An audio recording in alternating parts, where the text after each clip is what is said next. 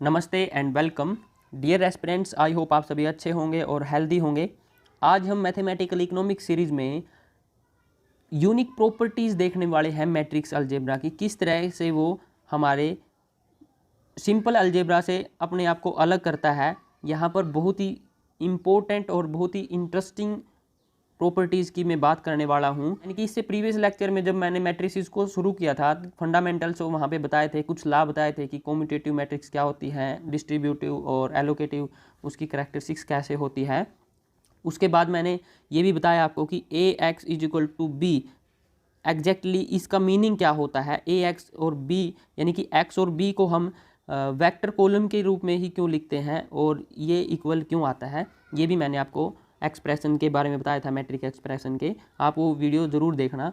अब ये जो मैं एग्जांपल करवा रहा हूँ फर्स्ट, ये प्रीवियस वीडियो से जुड़ा है, इसके बाद हम प्रॉपर्टी करने वाले हैं। देखिए स्टूडेंट, मैं जो भी चीज़ें करवा रहा हूँ आपको, वो चीज़ें आपके लिए काफ़ी क्रूशियल है, क्योंकि ये चीज़ें आपके मैथमेटिक्स को और इकोनॉमिक्स को दोनों को जोड़कर एक मीनिंगफुल सेंस आपके लिए निकाल के लाएंगी और आपके लिए मैथ भी ब्यूटीफुल हो जाएगा और इकोनॉमिक्स भी। तो आपकी लॉजिकल रीजनिंग काफ़ी स्ट्रॉन्ग हो जाएगी। आपने मैट्रिक्स तो पढ़ा होगा, लेकिन मैट्रिसेस के real implication, real application economics में नहीं जाने होंगे, अभी जान लो। तो अभी तक हमने जैसे कि प्रीवियस वीडियो में या जब भी देखा, जैसे कि कभी हम प्रॉफिट निकालते थे फर्म का, तो वहाँ पर सिंगल प्रोडक्ट होता था हमारा। क्या होता था? सिंगल प्रोडक्ट होता था, उसका प्राइस होता था, उसकी कॉस्ट होती थी, हमारा प्रॉफिट निकल जाता था, टोटल रिवेन्यू टोटल कॉस्ट निकाल के, ठीक है, क्वांटिटी से मल्टीप्लाई करवा के। लेकिन अगर ये पॉसिबल हो कि वही फर्म एक से ज़्यादा प्रोडक्ट बना रही हो और उन प्रोडक्ट को एक से ज़्यादा जगह पर बेच रही हो और अलग अलग प्राइसेस पे बेच रही हो, तो फिर वहाँ पर प्रॉफिट निकालना हमारे लिए थोड़ा कॉम्प्लिकेटेड हो जाएगा। बस उसी चीज़ को आसान करने के लिए हमारे पास मैट्रिसेस आया, मैट्रिक्स को वहाँ पे हमने लागू करना है। अब देखिए यहाँ पे एक क्रेजी टेडीज़ है, वो सेल करता है ये क्वांटिटी तीनों की तीनों प्रोडक्ट की, CD player, cassettes and CDs की। ओके, ये क्वांटिटी की मैंने मैट्रिसेस लिख दी 3/1 की फॉर्म में। और उसके बाद इनके प्राइसेस हैं 4, 6 एंड 150, ये भी मैंने लिख दिए 3/1 की मैट्रिसेस में। और ये इसकी कॉस्ट है तीनों के तीनों प्रोडक्ट की। तो यहाँ पे एक से ज़्यादा प्रोडक्ट हो गए। अब मुझे निकालना है यहाँ पे प्रॉफिट, एक तो टोटल और एक पर यूनिट पे हिसाब से। तो दो तरीके से हम निकाल सकते हैं। यहाँ पे प्रॉफिट निकालना है total revenue minus total cost करके, ठीक है जी। अब हमको ये पता है कि टोटल रिवेन्यू क्या होती है, प्राइस इंटू क्वांटिटी, और ये क्या होती है, कॉस्ट इंटू क्वांटिटी। अब हमको सिंपल क्या करना है, क्वांटिटी को प्राइस के साथ मल्टीप्लाई कराना है, क्वांटिटी को कॉस्ट के साथ और घटा देना है। लेकिन अगर ये 3/1 की डायमेंशन में है तीनों के तीनों, तो ये कंफर्टेबल नहीं है, कंफर्टेबिलिटी रूल को अलो नहीं करते कि यहाँ पर मैट्रिसेस इनकी गुणा हो पाए, क्योंकि 3/1 इज इक्वल टू 3/1 आपकी ये लास्ट और फर्स्ट डायमेंशन सेम होनी चाहिए, तभी आपका कंफर्टेबिलिटी रूल अलो करेगा मल्टीप्लाई होने के लिए मैट्रिसेस को। तो हमको इसके लिए जिनकी हम गुणा कर रहे हैं, चाहे तो प्राइस और क्वांटिटी है, चाहे हमारे पास प्राइस और कॉस्ट है, इनमें से एक को ट्रांसपोज करना पड़ेगा, किसी को कर लो, तभी जाकर हमारी डायमेंशन बदलेंगी और फिर यहाँ पर हमारे क्या हो जाएगा, 1/3 हो जाएगा। तो 3 से 3 कट के हमारा 1/1 की फॉर्म में हमारा आंसर आ जाएगा, कोई मीनिंगफुल रिजल्ट आ जाएगा। तो इसलिए हम यहाँ पे दोनों के दोनों में एक बार कॉस्ट को एक बार प्राइस को ट्रांसपोज करते हैं। ट्रांसपोज सिंपल मतलब ये है कि हम मैट्रिसेस की रो की कॉलम, कॉलम की रो बना दें। तो यहाँ पे देखिए मैं बना रहा हूँ प्राइस को, तो प्राइस को मैंने 4 यहाँ पे लिख रहा हूँ टोटल रिवेन्यू, ठीक है जी, 4, 6, 150। ये मैंने टाइम बचाने के लिए आपके लिए सिंपल करके लिख दिया है। जब आप इसको मल्टीप्लाई करवाओगे इससे और टोटल कॉस्ट को निकालोगे, क्वांटिटी को ट्रांसपोज ऑफ कॉस्ट से मल्टीप्लाई करवा के, तब हमारे पास ये नंबर आएगा 29,175। अब इनका डिफरेंस हमने जानना है, तो माइनस कर दो, total revenue minus total cost क्या आएगा, 6,025। तो ये हमारा प्रॉफिट निकल गया, ठीक है जी। अब देखिए हमने एक से ज़्यादा प्रोडक्ट्स के कैसे प्रॉफिट, पूरा का पूरा कंपनी का प्रॉफिट निकाल लिया, फर्म का प्रॉफिट निकाल लिया, या जो बेचने वाला था सेलर उसका एक वीक का प्रॉफिट निकाल लिया, है ना मज़े की बात। अब यहाँ पे per unit cost, per unit concept से कैसे आप प्रॉफिट निकालोगे, देखिएगा। हम अगर क्या करें, प्राइस और कॉस्ट को पहले ही घटा दें, यानी कि रिलेटिवली, तो हमारे पास क्या आ जाएगा, प्रॉफिट का शेयर आ जाएगा। तो हमने प्राइस में से कॉस्ट को सीधा डायरेक्टली घटा तो सकते हैं ना, 3 into 1 को डायमेंशन सेम होने पर घट सकता है, ठीक है। तो अगर हम सीधा घटा दें और फिर इस डायमेंशन का ट्रांसपोज करके यू का, यानी कि अगर प्रॉफिट को ट्रांसपोज करके हम, तो उसको हम क्या करें, क्वांटिटी से मल्टीप्लाई करवा देना, फिर आप क्या आ जाएगा आपका यहाँ पर 6025 क्या आ जाएगा, प्रॉफिट आ जाएगा, ठीक है जी। अब मैं यहाँ पर एक क्वेश्चन पूछने वाला हूँ आपसे, काफ़ी बेसिक क्वेश्चन है और काफ़ी इंपॉर्टेंट है और आपके एग्जाम में बहुत बार पूछा जाता है, अगर आपको देखने को मिला होगा तो। वो है कि दो तरह की मैट्रिक्स होती है, एक होती है सिमेट्रिक मैट्रिक्स और दूसरी मैट्रिक्स होती है आपकी आइडोम्पोटेंट। ये दो मैट्रिसेस होती हैं और ये दोनों की दोनों करैक्टरिस्टिक्स हमारी आइडेंटिटी मैट्रिक्स की होती है। आइडेंटिटी मैट्रिक्स जिसके प्रिंसिपल डायगोनल क्या हो, 1 1 हो, उसको कहते हैं, आपको पता ही होगा। अब आइडोम्पोटेंट मैट्रिक्स और सिमेट्रिक मैट्रिक्स का मतलब क्या है, उसकी डेफिनेशन क्या है, ये आपने मुझे कमेंट में लिख के बतानी है, ठीक है। अब हम फर्स्ट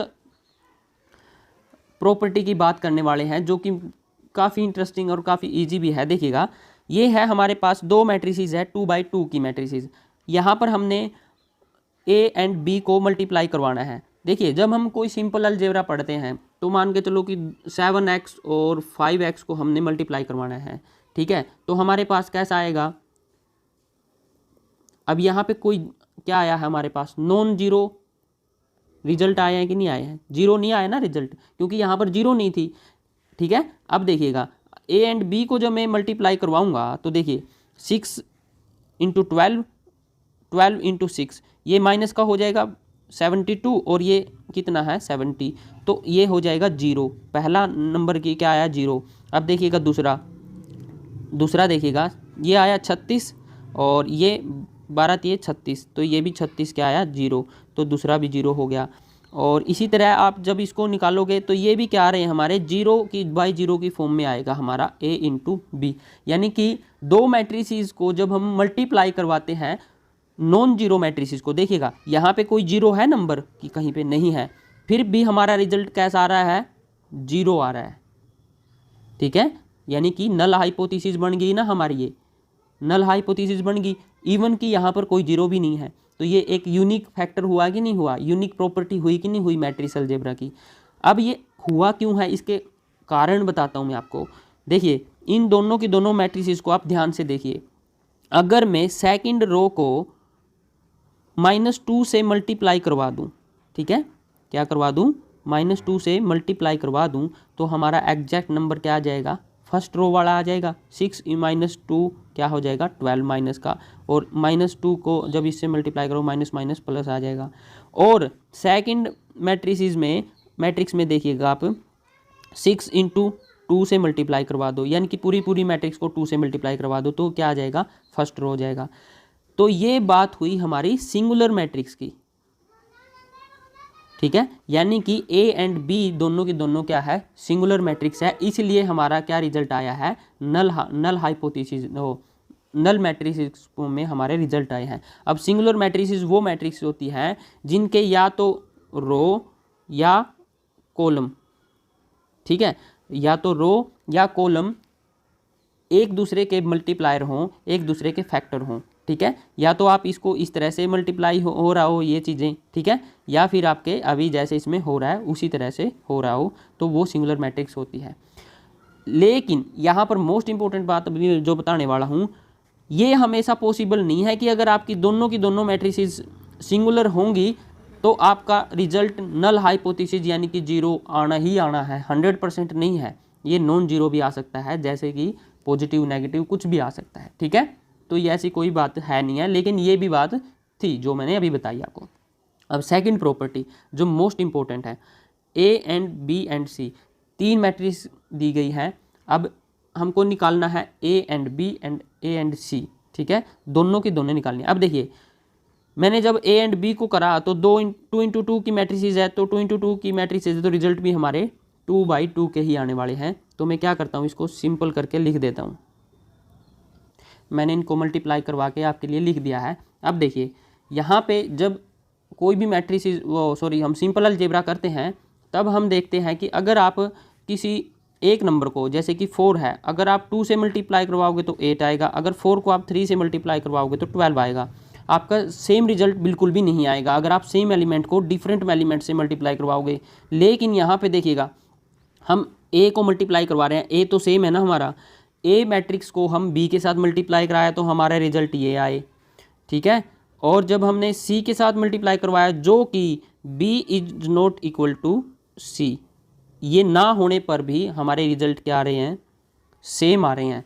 तो देखिए ये भी एक यूनिक प्रॉपर्टी है आपकी मैट्रिक्स अलजेब्रा की। आपके मैट्रिक्स अलजेब्रा में ये भी पॉसिबल हो सकता है कि A C is equal to A B, तो ये हमारे पास हो सकता है, लेकिन सिंपल अलजेब्रा में ऐसा पॉसिबल नहीं होगा। तो आई थिंक आपको ये सारी की सारी बातें कनेक्ट कर पा रहे होंगे इकोनॉमिक्स में, और आपको यूज़फुल लग रही होंगी, इन्फॉर्मेटिव लग रही होंगी, और आपको फील हो रहा होगा कि हाँ हम रियल चीज़ों को पढ़ रहे हैं। और साथ में इन चीज़ों को आप ज़्यादा से ज़्यादा प्रैक्टिस किया करो, ताकि आप कभी भी इन चीज़ों को भूलो मत। और आपके एग्ज़ाम ही में तो ये चीज़ें आएंगी ही आएंगी, करना ही करना है, वहाँ पे तो आपको होगा ही होगा, लेकिन आपके एनालिटिकल प्रॉपर्टी यानी कि एनालिटिकल पावर आपकी वो भी बढ़ जाए, आपकी इकोनॉमिक्स इतनी अच्छी हो जाए कि आपको कहीं पर भी रुकने की ज़रूरत ना पड़े, बड़े से बड़े एग्ज़ाम आपके चुटकियों में हो जाए। आई थिंक आपको ये मेरी वीडियो काफ़ी इन्फॉर्मेटिव लगी होगी। Thank you for listening and I really appreciate your time. Good luck.